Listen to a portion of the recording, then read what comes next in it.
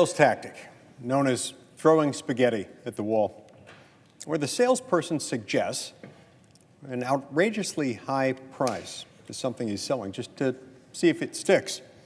More often than not, the price is dead on arrival. It's intended to be. That's part of the trick. You see, the element of the shock allows the salesperson to create the illusion of a spectacular discount by slashing the initially artificially high price.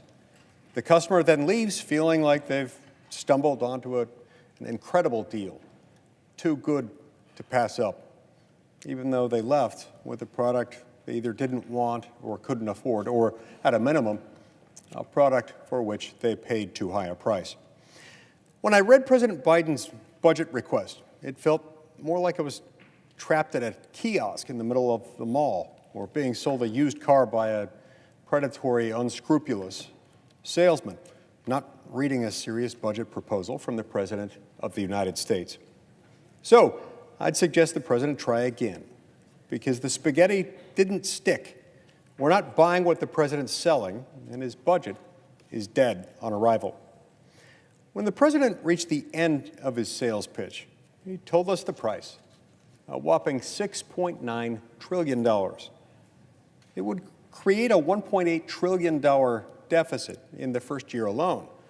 Then by 2027, we would break the record for the most debt held by the public as a percentage of U.S. GDP since World War II.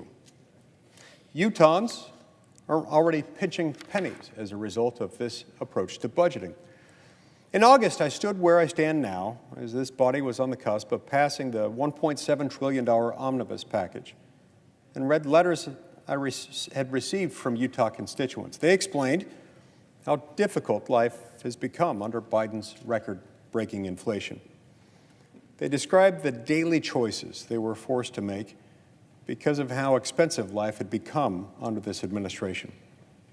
Jenny from Salt Lake City wrote, quote, "My annual income is about $30,000 a year. I'm panicking. The price of groceries and other goods has increased so much, I'm struggling financially. I understand my utility bills could double or even triple. I don't know how I can afford to live." Since Democrats started their reckless spending 2 years ago, prices have risen more than 15%. Groceries are up nearly 20%.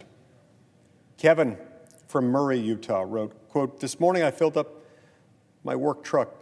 It cost $149. I'm a small business owner, and the price of fuel is a major challenge for our company of 5 vehicles traveling to our various projects." President Biden's energy policies caused gas prices to reach $5 and energy costs to skyrocket. Gas is up 45%, and Biden's budget will crush American energy with $31 billion in new taxes. I said during that speech that if the definition of insanity is doing the same thing and expecting different results, then spending more money and increasing taxes to reduce inflation certainly meets that definition. This approach is insane, and the President is doubling and then tripling down. Rather than address the spending driving inflation, the Biden administration continues to blame inflation on everything from the pandemic to Putin. We know why. The President won't address inflation because he wants to spend even more. He wants to create the biggest government we've ever had and make it more and more expensive. Look, we've got to get this monkey off our back. But that can't be done in darkness. That has to be done while acknowledging the problem that we have and addressing it head on, not obscuring it. I want to be clear that the Constitution tasks Congress with determining annual spending and revenue levels, not the President's annual budget proposal. And clearly, this is for good reason. We have a constitutional duty here to protect our constituents from the snake oil salesman hell-bent on taking the American people for all they're worth. We'll leave the American people with junk they don't need and a payment they can't afford. Thank you.